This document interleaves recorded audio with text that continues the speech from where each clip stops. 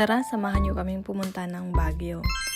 Madaling araw nga kami umalis ng bahay kasi galing pa kaming Bulacan papuntang Cubao. Sa Cubao kasi kami sasakay ng bus kung saan diretso na ito papuntang Baguio. Napili namin yung Genesis Transport. May silang klase ng bus pero napili namin yung Joy Bus Executive. Kabook na pala kami online kaya pagdating doon diretso na kami sa counter. Itong 3 AM din talaga yung alis nila. Nilagay na namin yung bag namin dyan sa ilalim kasi may dala kaming maleta.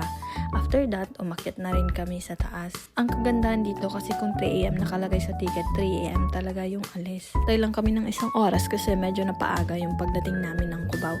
Pero sakto naman kasi 3 AM, umalis din naman yung bus. Actually, nakasakay na kami dito nung wala pa kaming baby at masasabi kong talagang komportable yung ride namin papuntang Baguio. Maluwag din kasi yung upuan nila compared sa mga regular seats ng bus.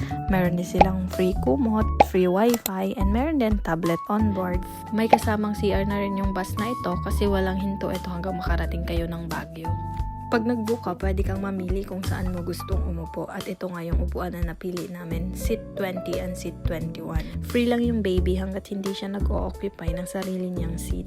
Gising nga yung anak namin nung sumakay kami ng bus kaya tamang nood muna kami dun sa free tablet nila. Mga movies din na pambata na ready to play na. Meron din namang pang adult at meron din silang games. Nakakatuwa lang kasi dati nung sumakay kami dito naglalaro lang kami ng chess habang nasa biyahe. Ngayon hindi na kami makalaro kasi may nagdidesisyon na kung ano ang papanoorin namin.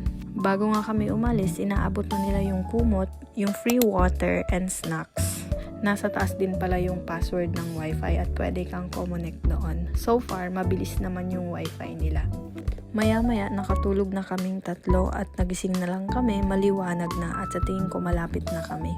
Kapag nakakita na talaga ako ng mga bangin, feeling ko nasa Baguio na ako. Ang aga nga namin nakarating, 7 AM pa lang nandoon na kami.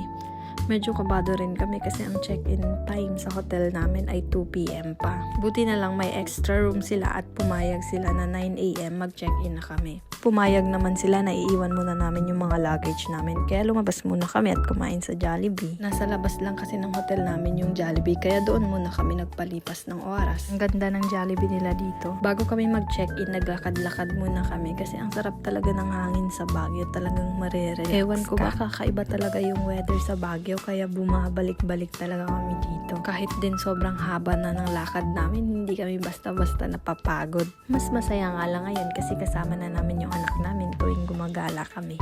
Saktong 9 AM nga, bumalik na kami sa hotel at natulog na. Next part ko pala i-share kung ano yung hotel na pinag-check-in na namin at kung ano ang itsura niya. Yun lang muna for today. Thank you for watching. Bye!